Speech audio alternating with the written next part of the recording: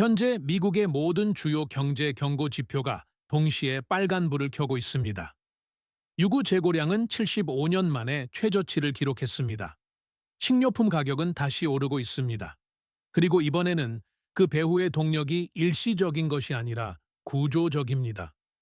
식재료를 산지에서 매대까지 실제로 옮기는 사람들인 공급망 리더의 86%는 단순히 대비하는 것이 아니라 이미 시스템적 스트레스를 느끼고 있다고 말합니다. 그리고 이미 한계에 다다른 식량 시스템에 약 2천억 달러의 새로운 무역 비용이 투입되었습니다. 이것은 경기 침체 경고가 아닙니다. 식량 접근성 경고입니다. 그리고 이는 모든 주에 동일한 방식으로 영향을 미치지 않습니다. 전혀 그렇지 않습니다. 어떤 주들은 내일 당장 모든 고속도로가 끊겨도 몇 달 동안 자급자족할 수 있습니다. 반면 어떤 주들은 단 한 달의 악재, 단 한 번의 중단, 경제적 충격, 공급망 실패만으로도 매대가 텅 비게 될 것입니다. 우유, 고기, 농산물이 사라질 것입니다. 가상의 종말 시나리오가 아니라 단 한 분기만 나빠져도 일어날 수 있는 일입니다. 그래서 우리는 누구도 하지 않는 일을 했습니다. 농업 자급자족도부터 저온 저장 용량, 실시간 2026년 경제 노출도에 이르기까지 8가지 측정 가능한 취약성 요인을 통해 50개 주 전체를 분석했고 10개 주가 최하위를 기록했습니다. 만약 여러분의 주가 그중 하나라면 이번 가을까지 여러분의 식료품점은 매우 다른 모습일 수 있습니다. 그리고 설령 그렇지 않더라도 괜찮은 상태와 취약한 상태의 차이가 생각보다 훨씬 얇기 때문에 여러분의 주가 등급 목록에서 어디에 위치하는지 확인하고 싶을 것입니다. 데이터를 분석해 보겠습니다. 순위를 매기기 전에 이 메커니즘을 이해해야 합니다. 이것은 우리가 지도에 다트를 던지고 그래, 저 주는 망한 것 같아 라고 말하는 식의 기분에 기반한 목록이 아니기 때문입니다. 모든 주는 8가지 구체적인 측정 요인에 따라 점수를 받았습니다. 그리고 그 요인들이 실제로 무엇을 측정하는지 보게 되면 여러분은 자신의 주를 매우 다르게 바라보기 시작할 것입니다. 이제 모든 것이 무너질 때 가장 중요한 요소인 여러분 주의 더러운 비밀, 즉 농업 자급자족도부터 하나씩 파헤쳐 보겠습니다. 여기 다음 식료품 쇼핑을 망칠 질문이 있습니다. 여러분의 주는 실제로 스스로를 먹여 살릴 수 있습니까? 여러분의 주에 농장이 있는가를 묻는 것이 아닙니다. 농장은 상품 작물을 재배하고 원자재를 수출하며 다른 주의 가축을 먹입니다. 질문은 내일 모든 국경이 폐쇄된다면 발밑의 흙이 여러분을 살릴 수 있느냐는 것입니다. 우리는 USDA 경제 연구 데이터를 추출하여 모든 주에 대해 총 칼로리 농업 생산량 대비 인구 필요량의 비율을 계산했습니다. 그리고 그 격차는 엄청납니다. 아이오와주는 인구를 7번 먹여 살릴 수 있는 양의 식량을 생산합니다. 네바다주는 3% 미만입니다. 그 주는 공급망에 작은 차질만 생겨도 매우 힘든 시간을 보내게 될 것입니다. 여러분의 주가 이 점수에서 낮다면 홀푸드 매장이 얼마나 많은지는 중요하지 않습니다.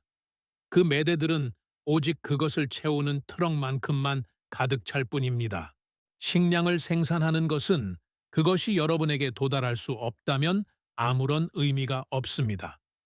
라스트 마일은 생각보다 깁니다. 유통거리가 두 번째 요인입니다. 미국의 식량은 상점으로 순간 이동하지 않습니다. 식량이 분류되고 저장되어 지역 체인으로 보내지는 거대한 지역 유통 허브를 통해 이동합니다. 그리고 그 허브들은 고르게 분포되어 있지 않습니다. 우리는 USDA 식량 유통망 데이터를 사용하여 각 주의 인구 중심지에서 가장 가까운 3개의 주요 유통 허브까지의 평균 거리를 지도화했습니다. 일부 주들은 네트워크 바로 위에 앉아 있습니다. 인디애나, 오하이오, 펜실베이니아 등은 네트워크 바로 위에 있지만 다른 주들은 노선의 끝에 있습니다. 그리고 노선의 끝에 있을 때 여러분은 가장 나중에 보충되고 가장 먼저 품절됩니다. 2020년 코비드가 닥치고 패닉 바잉으로 매대가 싹쓸이 되었을 때 어떤 상점이 가장 먼저 보충되었습니까? 허브에서 가장 가까운 곳들입니다.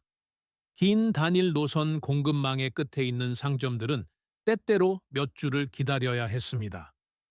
거리는 단순히 불편함의 문제가 아닙니다. 중단 상황에서 거리는 유제품 코너에 대한 사형 선고와 같습니다.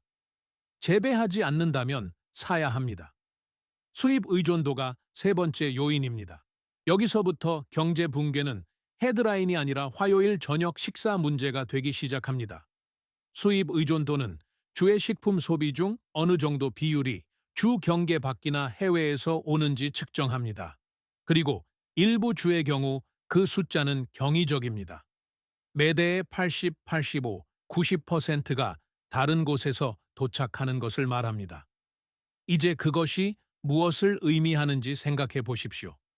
경제가 금이 가고 비용이 치솟고 무역 관계가 단절되며 통화 변동으로 인해 수입품이 하룻밤 사이에 더 비싸질 때 그 모든 제품 하나하나가 타격을 입습니다. 커피 가격은 이미 20% 이상 올랐고 바나나는 7% 올랐습니다. 철강 및 알루미늄 비용은 50% 급등했습니다. 즉, 모든 통조림, 모든 깡통, 모든 호일 포장 제품의 생산 비용이 더 비싸졌다는 뜻입니다. 그리고 이것은 분석가들이 2026년에 예상하는 연중 최고치 이전인 현재 우리가 보고 있는 수치입니다.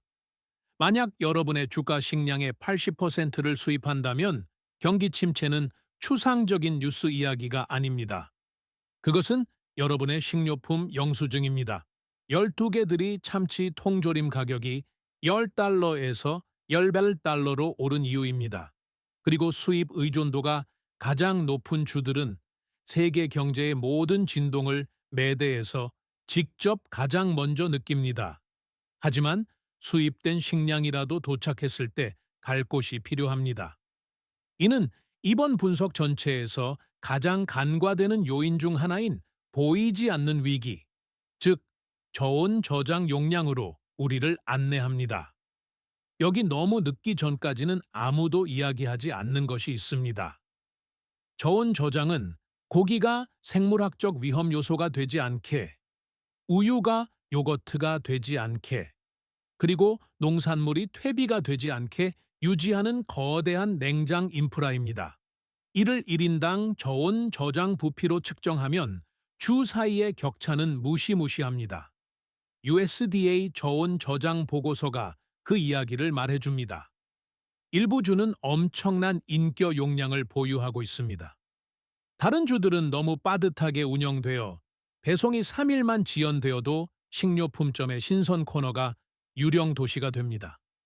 저온 저장이 없다는 것은 48시간 이내에 우유도, 고기도, 냉장이 필요한 의약품도 없다는 뜻입니다. 48일이 아니라 48시간입니다.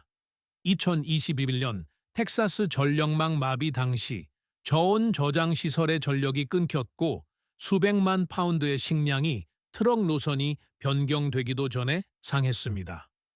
인프라는 화려하지 않지만 그것이 불편함과 비상사태의 차이를 만듭니다. 인프라 이야기가 나와서 말인데 이 모든 것을 연결하는 도로에 대해 이야기해 봅시다. 어떤 주들은 너무 늦기 전까지 대부분의 사람들이 전혀 생각하지 못하는 문제를 가지고 있기 때문입니다.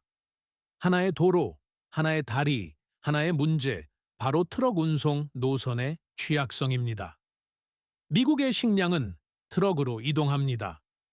이 나라 모든 화물 톤수의 72%가 도로를 통해 이동합니다. 대부분의 주는 여러 노선, 여러 고속도로 및 내장된 중복성을 갖추고 있습니다. 하지만 일부 주는 모든 것이 단 하나의 통로로 집중됩니다. 하나의 고속도로, 하나의 다리, 하나의 병목 지점 말입니다. 우리는 연방 고속도로국 화물 데이터와 DOT 교량 상태 보고서를 사용하여 종합 취약성 지수를 구축했습니다. 그것은 노선의 다양성과 교량의 건전성을 측정합니다. 미국에는 46,000개 이상의 구조적으로 결함이 있는 교량과 단일 지점 의존성이 존재합니다. 다리 하나, 산사태 하나, 주간 고속도로를 막는 시위 하나면 일부 주는 며칠 동안 식량 파이프라인을 잃기에 충분합니다. 여러분의 주로 들어오는 길이 하나뿐이라면 굶주리는 길도 하나뿐입니다. 노선 취약성은 공급 측면의 이야기입니다. 다음 요인은 방정식을 뒤집어 수요 측면을 살펴봅니다. 그리고 이것은 이번 분석 전체에서 가장 단순하면서도 무서운 숫자일 수 있습니다. 입은 너무 많고 땅은 충분하지 않다는 것입니다. 인구 대비 농지 비율입니다. 이것을 이해하는데 박사 학위는 필요하지 않습니다. 여러분, 주의 농지 1에이커당 얼마나 많은 사람들이 경쟁하고 있습니까? 뉴저지주는 농지 1제곱마일 땅 약 1,200명이 살고 있습니다. 아이오와주는 5명입니다. 1,200대 5입니다.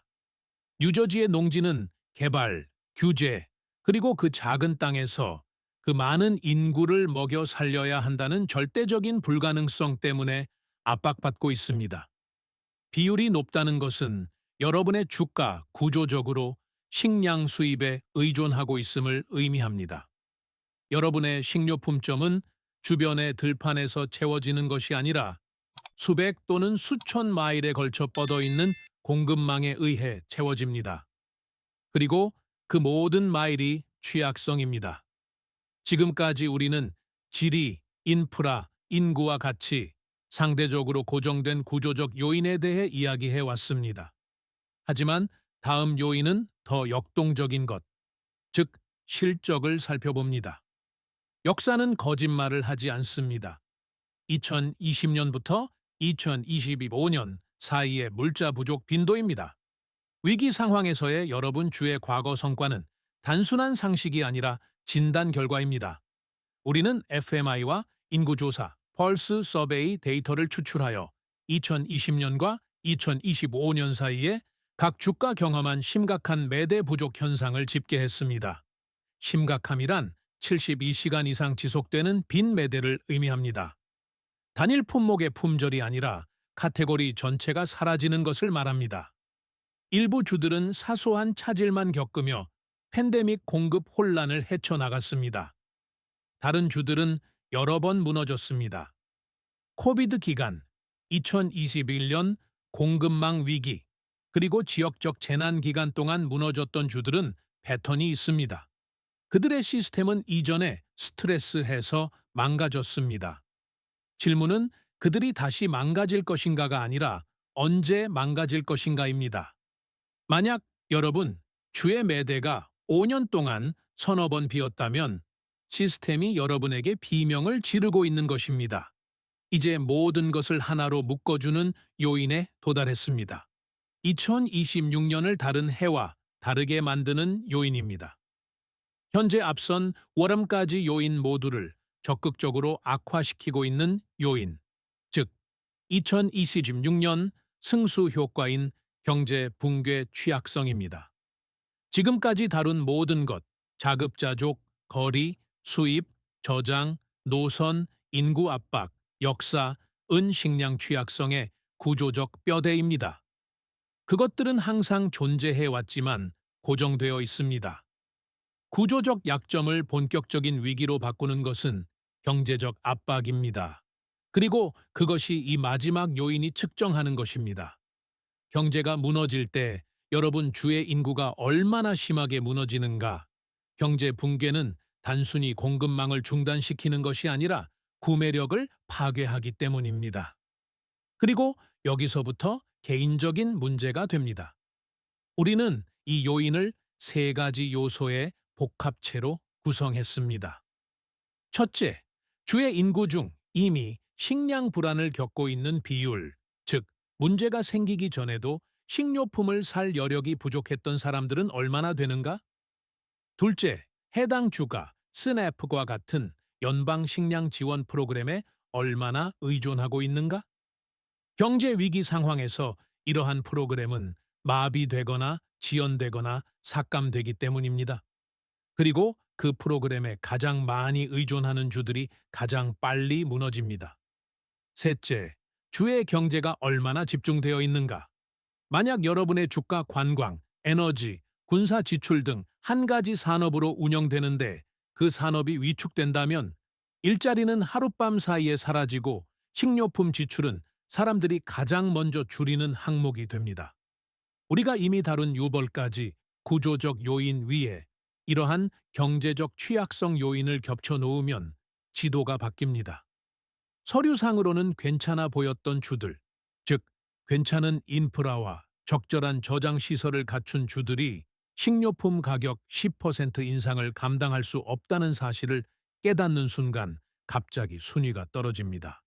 그리고 이미 구조적으로 취약했던 주들은 취약한 상태에서 재앙적인 상태로 변합니다. 유구 재고량은 75년 만에 최저치입니다. 커피 가격은 12개월 동안 40% 이상 급등했습니다. 철강 및 알루미늄 비용은 50% 상승하여 식품 포장의 모든 단계에 타격을 주고 있습니다. 그리고 분석에 따르면 식품 가격 상승은 2026년 중반에 정점에 달할 것으로 보입니다. 우리는 아직 정점에 도달하지 않았습니다. 여전히 올라가고 있습니다. 더 지불할 여력이 가장 없는 주들이 가장 많은 금액을 지불하라는 요구를 받기 직전입니다. 이것이 C등급 주를 F등급 주로 바꾸는 요인입니다. 그리고 이것이 이 순위를 단순히 흥미로운 것이 아니라 시급한 것으로 만드는 이유입니다. 따라서 8가지 요인, 즉 여러분, 주의 식량 시스템이 실제로 얼마나 취약한지 측정하는 8가지 방법이 있습니다. 이제 미국의 모든 주가 어떤 점수를 받았는지 살펴보겠습니다. 등급 목록은 다음과 같이 작동합니다.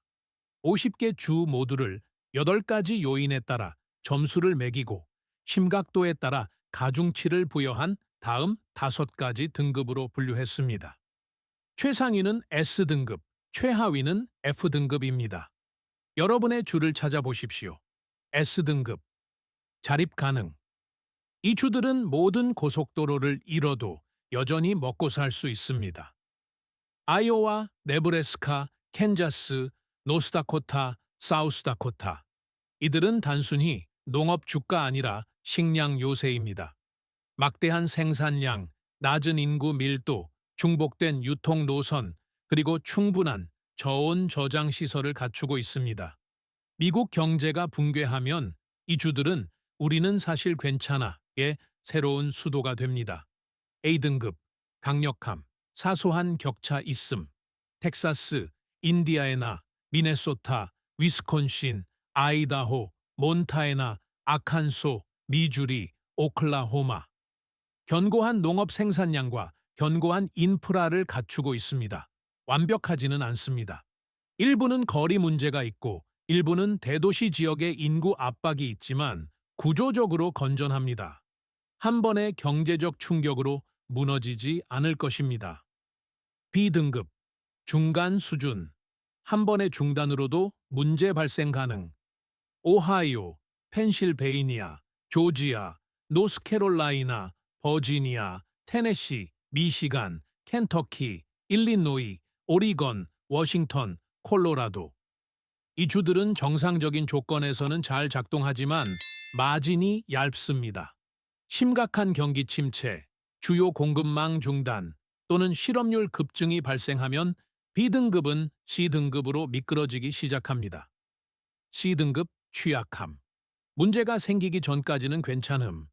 플로리다, 캘리포니아, 뉴욕, 메릴랜드, 델라웨어, 사우스캐롤라이나, 유타, 와이오밍, 커네티컷, 매사추세츠, 뉴햄프셔, 버몬트, 메인, 엘라베마. 여러분의 주가 여기에 있다면 아직 당황하지는 마도의 주의를 기울이십시오. 이 주들은 높은 수입 의존도, 경제 집중도, 그리고 스트레스 하에서 임계치에 도달하는 얇은 인프라 마진 등 상당한 취약성을 가지고 있습니다.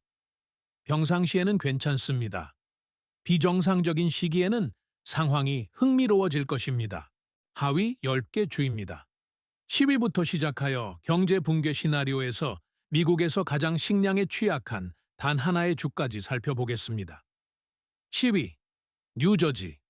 인구는 너무 많고 땅은 너무 좁으며 선택지는 너무 적습니다. 뉴저지는 미국에서 인구 밀도가 가장 높은 주이며 농지 대비 인구 비율은 거의 코미디 수준으로 불충분합니다. 농지 1제곱마일당 약 1,200명이 살고 있습니다. 이 주는 블루베리, 토마토, 크랜베리 등 가치 있는 작물을 생산하지만 900만 명을 먹여 살리기에는 턱없이 부족합니다. 그 외의 모든 것은 전국에서 가장 혼잡한 통로인 뉴저지 턴파이크, I-455, I-78과 같은 만성 병목 지역을 통해 트럭으로 도착합니다. 경제 붕괴 관점에서 보자면 뉴저지는 미국에서 생활비가 가장 높은 주 중 하나입니다. 경기 침체가 닥치면 모기지 연체가 급증하고 실업률이 상승하며 중산층은 갑작스러운 15%의 식료품비 인상을 감당할 수 없게 됩니다. 하지만 공급망은 여러분의 예산 사정을 봐주지 않습니다. 신선한 육류가 가장 먼저 사라집니다. 뉴저지는 가축 생산량이 거의 없으며 전적으로 타 주의 가공시설에 의존합니다. 유구 재고가 75년 만에 최저치이고 가공 비용이 오르고 있을 때 생산량이 전혀 없는 주로 저렴한 고기를 배송하는 수지타산은 맞지 않습니다. 뉴저지는 돈이 있지만 경제 붕괴 상황에서 돈의 가치는 떨어집니다. 그리고 매대는 스스로 채워지지 않습니다. 9위, 로드 아일랜드. 안전망을 갖추기에는 너무 작습니다. 로드 아일랜드의 식량 취약성은 극적이라기보다 수학적입니다. 1,355제곱마일로 미국에서 가장 작은 주입니다. 농경지는 미미합니다. 1인당 저온 저장 용량은 지을 땅이 없어서 전국 최하위권입니다. 하지만 로드 아일랜드를 하위 10위권으로 밀어넣은 것은 경제적 요인입니다. 이 주의 경제는 의료, 교육, 서비스업에 심하게 집중되어 있으며 이 분야들은 경기 침체 시 심하게 위축됩니다. 프로비던스의 실업률이 급증할 때 식량 불안은 서서히 다가오는 것이 아니라 물밀듯이 밀려옵니다. 그리고 로드 아일랜드는 이를 받아줄 저장 완충 장치나 지역 생산량이 없습니다. 전체 식량 공급은 커네티컷과 매사추세츠에 서비스를 제공하는 동일한 지역 네트워크를 통해 수입됩니다. 그 네트워크가 경제적 압박으로 긴장될 때 로드 아일랜드는 대안이 없습니다. 가장 먼저 사라질 것 냉동식품입니다. 저온 저장의 한계로 인해 냉동 재고는 유통 지연의 첫 번째 희생양이 됩니다. 로드 아일랜드가 식량 공급에 실패하고 있는 것이 아니라 외부의 도움 없이 경제적 충격에서 살아남기에는 너무 작을 뿐입니다. 8위, 애리조나. 스스로 먹여 살릴 수 있는 속도보다 더 빠르게 성장하고 있습니다. 애리조나의 문제는 물에서 시작되어 거기서 끝나지 않습니다. 피닉스 한 곳만 해도 2020년 이후 20만 명 이상의 주민이 늘어나는 등 폭발적인 인구 성장은 식량 인프라 속도를 훨씬 앞질렀습니다. 농업 생산은 존재하지만 물 의존도가 매우 높습니다. 그리고 콜로라도강 배분 위기는 생산량이 늘어나는 것이 아니라 줄어들고 있음을 의미합니다. 여기에 경제 붕괴를 더해 보십시오. 애리조나의 경제는 부동산, 건설, 관광으로 돌아갑니다. 경기 침체 시 이 세 분야는 모두 무너집니다. 피닉스의 건설 붐이 멈추고 관광이 줄어들면 수십만 명의 노동자가 수입을 잃지만 그들도 여전히 먹어야 합니다. 여름 기온이 정기적으로 115도를 넘는 주에서 인구 대비 저온 저장 용량은 위험할 정도로 낮습니다. 그 열기 속에서 콜드체인이 실패하면 식품은 며칠이 아니라 몇 시간 만에 상합니다. 가장 먼저 사라질 것, 아이피차 에소입니다. 애리조나는 유통의 라스트 마일을 통해 자국의 신선식품을 유지하는 능력이 점점 떨어지고 있습니다. 경제가 건강할 때는 돈을 쏟아부어 그 문제를 해결할 수 있습니다. 붕괴하는 경제에서는 그럴 수 없습니다. 7위. 뉴멕시코. 보이지 않는 식량 사막. 사람들은 식량 취약성을 생각할 때 뉴멕시코를 잘 떠올리지 않지만 그래야만 합니다. 농업 생산량은 소량의 가축과 피칸 정도로 미미합니다.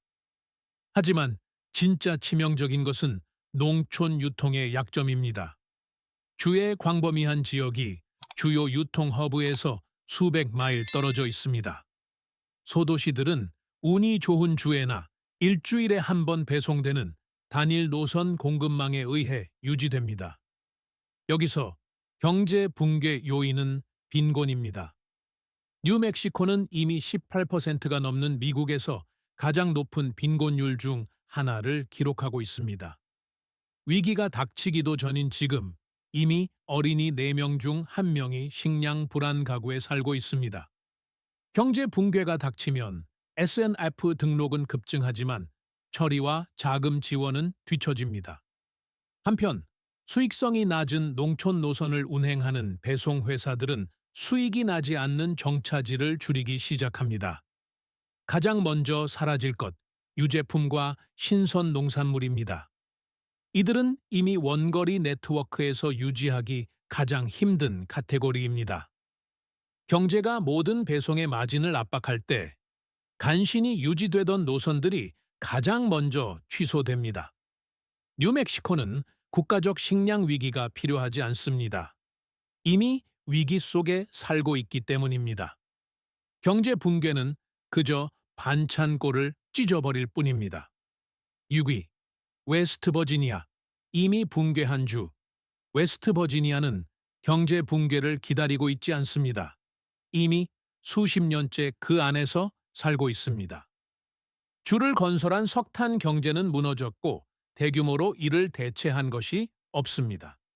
이 주는 전국에서 가장 높은 실업률, 가장 낮은 가구 소득 중앙값, 가장 높은 SNAP 참여율을 기록하고 있습니다. 오늘날 웨스트버지니아 주민의 15% 이상이 식량 불안 상태입니다. 이제 그것이 더 악화된다고 상상해 보십시오. 구조적 요인이 경제적 요인을 가중시킵니다. 웨스트버지니아는 산악 지형입니다. 유통 노선은 제한적이고 굽이치며 기상 악화에 취약합니다. 인구 대비 농지는 부족합니다. 이 주에는 가장 가까운 식료품점이 30마일 떨어져 있는 상당한 식량 사막 구역이 있습니다. 이미 경제적으로 침체된 주에 경기 불황이 닥치면 바닥은 빠르게 무너집니다. 스앤아프 혜택은 마비되거나 지연됩니다. 푸드뱅크는 바닥나고 가스 가격이 치솟으면 식료품점까지의 그 30마일 운전은 너무 비싸집니다. 가장 먼저 사라질 것, 신선 농산물과 저렴한 단백질입니다. 그것들은 이미 구하기 어려웠습니다. 붕괴 상황에서 그것들은 사치품이 됩니다. 웨스트버지니아는 식량 위기를 겪기 위해 경제 붕괴가 필요하지 않지만 경제 붕괴는 만성적인 문제를 급성 비상사태로 바꿀 것입니다. 5위. 루이지애나. 빈곤이 허리케인 벨트를 만날 때 루이지애나는 독특하고 파괴적인 취약성의 조합을 가지고 있습니다. 경제부터 시작해 봅시다. 이 주의 빈곤율은 19% 이상으로 미국에서 세 번째로 높습니다. 170만 명 이상의 루이지애나 주민이 SNF 혜택에 의존합니다. 가구 소득 중앙값은 전국 최하위권입니다. 이들은 식료품비 20% 인상을 감당할 수 있는 사람들이 아닙니다. 여기에 구조적 층위를 더해 보십시오. 루이지애나의 식량 유통망은 뉴올리언스 항과 몇 개의 주간 고속도로, 통로를 통해 심하게 집중되어 있습니다. 정상적인 시기에는 괜찮지만 경제적이든 자연적이든 어떠한 중단이라도 발생하면 연쇄적인 실패가 일어납니다. 그리고 루이지애나는 끊임없이 중단 상황을 겪습니다. 이 주는 2020년 이후 5번의 주요 허리케인을 겪었습니다. 각각의 허리케인은 몇 주 동안 지역 공급망을 붕괴시켰습니다. 저온 저장 시설은 전력을 잃었습니다. 식료품점은 파괴되었습니다. 공급선은 끊겼습니다. 경제 붕괴 상황에서 루이지애나는 악몽 같은 시나리오에 직면합니다. 이미 한계에 다다른 인구에게 닥치는 치솟는 식량 비용과 스트레스에서 망가지는 인프라의 결합입니다. 가장 먼저 사라질 것. 쌀, 통조림, 빵과 같은 저렴한 생필품입니다. 생산이 중단되어서가 아니라 그것이 가장 필요한 사람들이 더 이상 그것을 살 여력이 없기 때문입니다. 그리고 마진이 사라지면서 저소득 지역에 서비스를 제공하는 공급망이 가장 먼저 포기됩니다. 루이지애나의 식량 시스템은 단순히 취약한 것이 아니라 허리케인 지대에 세워진 카드 칩과 같습니다. 4위, 미시시피. 미국에서 가장 배고픈 주. 미시시피는 미국에서 가장 가난한 주입니다. 가구 소득 중앙값은 전국 최저입니다. 빈곤율은 20%를 초과합니다. 식량 불안은 인구의 15% 이상에 영향을 미칩니다. 이는 정상적으로 작동하는 경제에서도 식탁에 음식을 올리는데 이미 어려움을 겪고 있는 거의 50만 명의 사람들을 의미합니다. 이제 그 경제를 가져다가 망가뜨려 보십시오. 경제 붕괴 상황에서 미시시피는 완충 장치가 거의 없습니다. 주의 경제는 농업, 제조업 및 군사시설에 심하게 의존하고 있는데 이 모든 분야는 연방 지출 삭감과 경제 위축에 취약합니다. SNF 참여율은 전국 최고 수준입니다. 그리고 급증하는 수요로 인해 그 혜택이 지연되거나 축소되거나 마비될 때 배고픔과 굶주림 사이의 간극은 빠르게 좁아집니다. 구조적으로 미시시피는 저온 저장 용량이 제한적이고 농업 다양성도 낮으며 면화와 대두는 먹을 수 있는 칼로리가 아닙니다. 빈곤이 가장 집중된 농촌 델타 지역에 인프라가 제대로 공급되지 않습니다. 미시시피 매대에서 가장 먼저 사라질 것. 그것은 매대에서 무엇이 사라지느냐의 문제가 아닙니다. 누가 매대에 있는 것을 더 이상 살 여력이 없느냐의 문제입니다. 미시시피에서 경제 붕괴는 식료품점을 비우는 것이 아니라 지갑을 비웁니다. 그리고 결과는 같습니다. 3위, 네바다. 카지노에 둘러싸인 식량 사막. 네바다의 농업 자급률은 3% 미만입니다. 네바다에서 소비되는 100칼로리당 현지에서 생산된 것은 3칼로리도 안 됩니다. 라스베이거스 메트로 지역에만 200만 명 이상의 주민이 살고 있으며 모두 캘리포니아와 유타에서 사막 통로를 거쳐 트럭으로 오는 식량으로 먹고 삽니다. 하지만 특히 네바다를 경제 붕괴에 유독 취약하게 만드는 것은 주의 경제가 관광과 엔터테인먼트라는 한 가지에 구축되어 있다는 점입니다. 라스베이거스가 그 엔진입니다. 경제가 위축되면 여행, 도박, 외식과 같은 재량 지출이 사람들이 가장 먼저 줄이는 항목입니다. 코비드 기간 동안 네바다의 실업률은 30% 이상으로 치솟았습니다. 30%입니다. 그것은 경기 침체가 아니라 경제적 멸종 사건입니다. 그리고 그 모든 실업자도 여전히 먹어야 했습니다. 저온 저장은 라스베이거스에 집중되어 있어 리노와 농촌 네바다는 심각하게 소외되어 있습니다. 2020년에서 2025년 사이에 역사적 물자 부족 빈도는 전국 최고 수준이었습니다. 그리고 캘리포니아에서 오는 통로가 폭염, 산불, 경제적 혼란으로 막힐 때 라스베이거스는 플랜 B가 없습니다. 가장 먼저 사라질 것, 육류 제품입니다.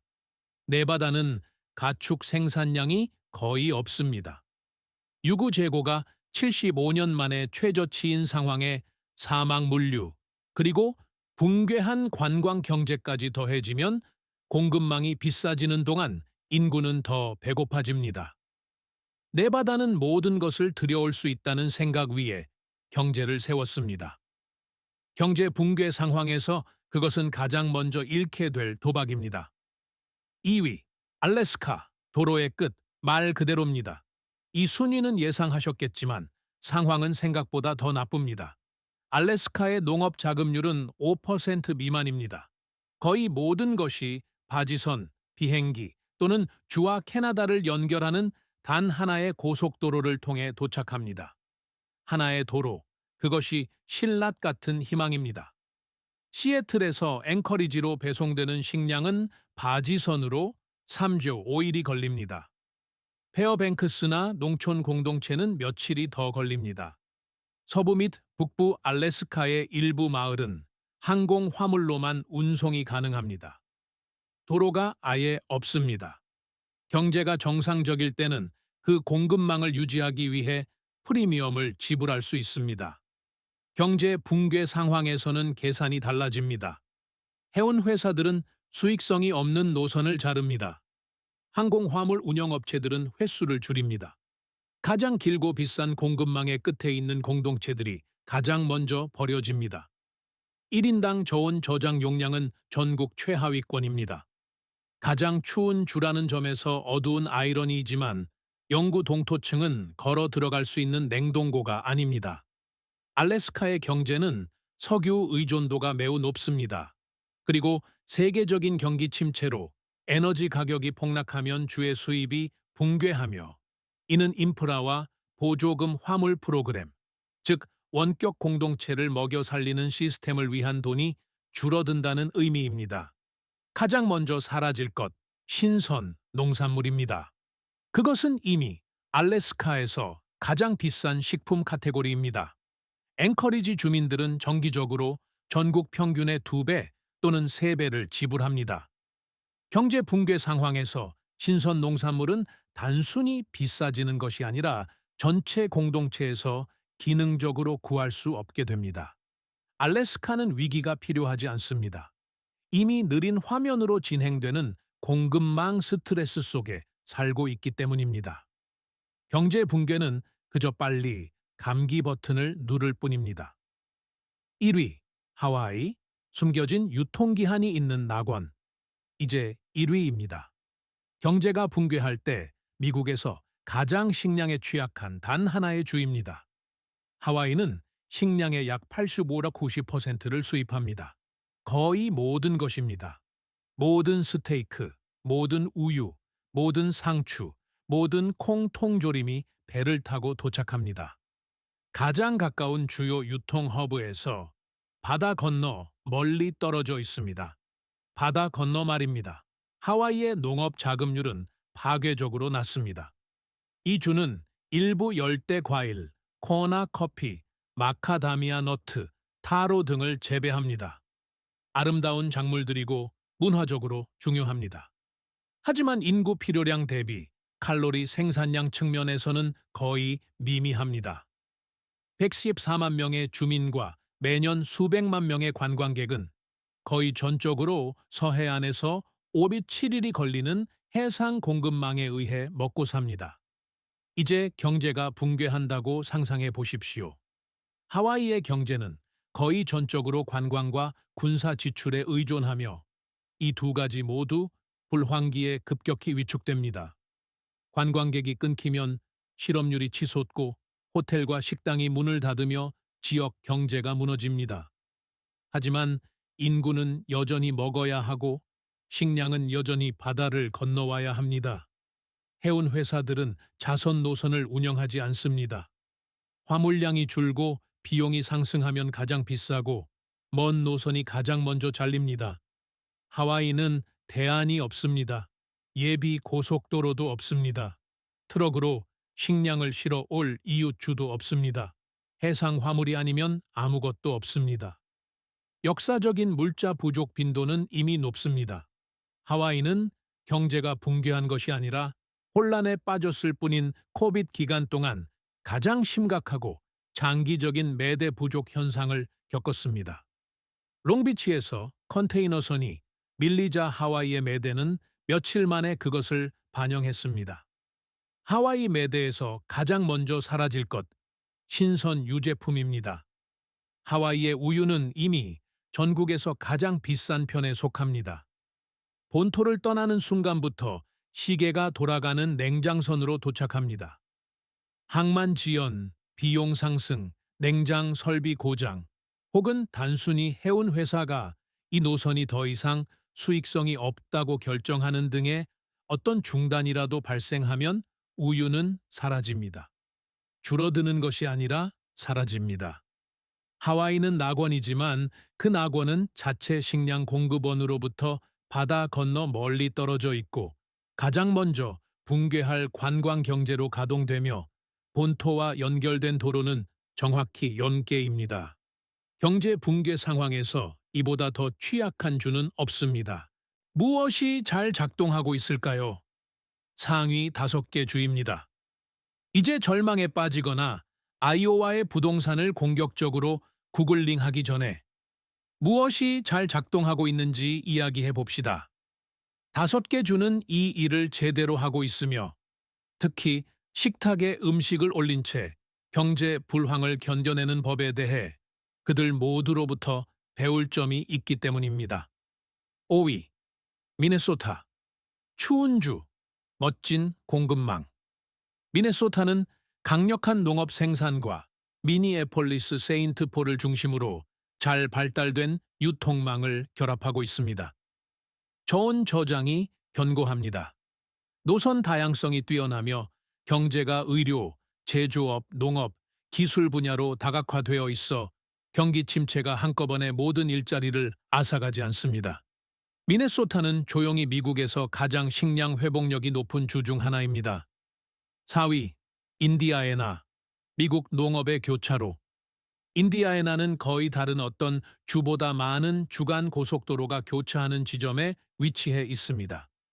여러 유통 허브, 다양한 노선, 강력한 저온 저장을 갖추고 있습니다. 농업 생산은 옥수수, 대두, 가금류, 돼지고기에 걸쳐 균형이 잡혀 있습니다.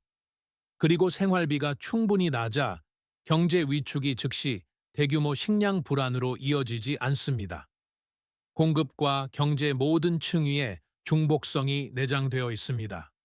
3위, 캔자스. 말 그대로 모든 것의 중심. 캔자스는 거의 다른 어떤 주보다 많은 밀을 생산하며 미국 본토 정중앙에 위치해 있습니다. 노선 다양성이 강력합니다. 인구 밀도가 낮습니다.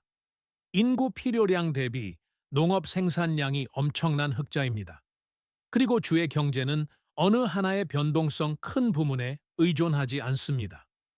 붕괴 상황에서도 캔자스는 계속 먹습니다. 2위, 네브래스카. 미국 식량 공급의 중추. 막대한 가축 생산, 엄청난 곡물 생산량, 뛰어난 노선 다양성을 갖추고 있습니다. 이 주는 동쪽, 서쪽, 남쪽으로 향하는 유통망으로 식량을 공급합니다. 저온 저장이 강력합니다. 자급자 종률은 상상을 초월합니다. 네브래스카는 단순히 스스로를 먹여 살리는 것이 아니라 그럴 수 없는 주들을 먹여 살립니다. 그리고 경제 붕괴 상황에서 이는 네브래스카를 단순히 회복력 있는 곳이 아니라 필수적인 곳으로 만듭니다. 1위, 아이오와. 황금 표준. 아이오와는 자체 인구를 홀번 먹여 살릴 수 있습니다. 옥수수, 대두, 돼지고기, 계란 등 성숙하고 중복된 인프라를 갖춘 경이적인 생산량을 자랑합니다. 저온 저장 시설은 거대합니다. 2020년에서 2025년 사이의 역사적 물자 부족 빈도는 거의 제로에 가까웠습니다. 아이오와의 식량 시스템은 최근의 위기에서 단순히 살아남은 것이 아니라 거의 느끼지도 못했습니다.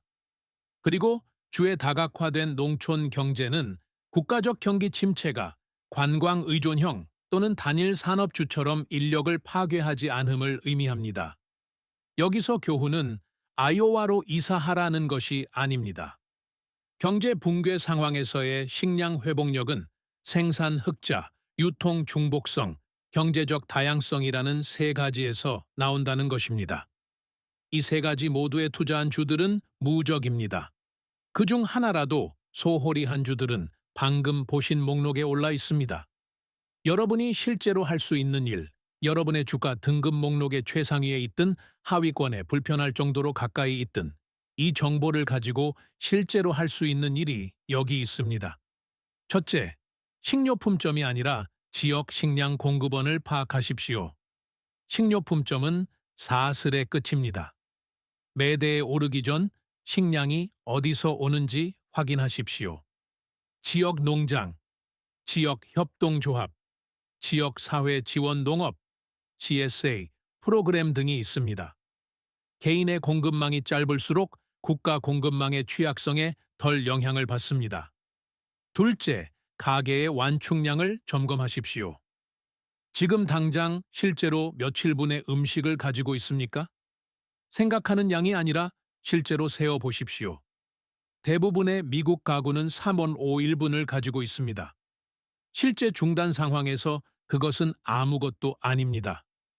상온 보관이 가능한 기본 식료품 2주 분량이 최소치입니다. 셋째, 경제적으로 취약한 카테고리에 주의를 기울이십시오. 수입품과 과잉 포장된 제품이 가장 먼저 타격을 입을 것입니다. 통조림, 커피, 수입, 농산물 등입니다. 매일 사용하는 것 중 이 두 가지에 해당되는 것이 있다면 지금 바로 생각해 볼 때입니다. 넷째, 비축이 아니라 시스템을 생각하십시오. 목표는 벙커를 만드는 것이 아니라 단일 공급망에 대한 의존도를 줄이는 것입니다. 공급원을 다양화하십시오. 지역 식량 경제를 파악하십시오. 방금 배운 유통 지리를 활용하십시오. 여러분은 이제 대부분의 사람들이 모르는 데이터를 가지고 있습니다. 8가지 요인, 50개 주, 등급 목록, 그리고 균열이 어디에 있는지 보여주는 지도입니다. 그것을 활용하십시오. 오늘 우리가 다룬 모든 것, 데이터, 순위, 취약성은 진단 결과입니다.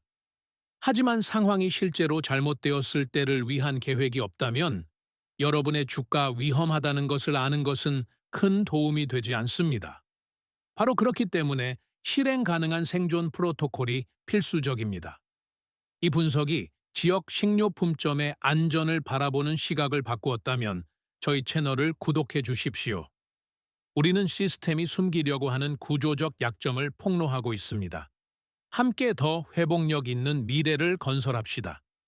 다음에 중요한 업데이트가 곧 공개될 예정입니다. 예리함을 유지하십시오. 대비하십시오.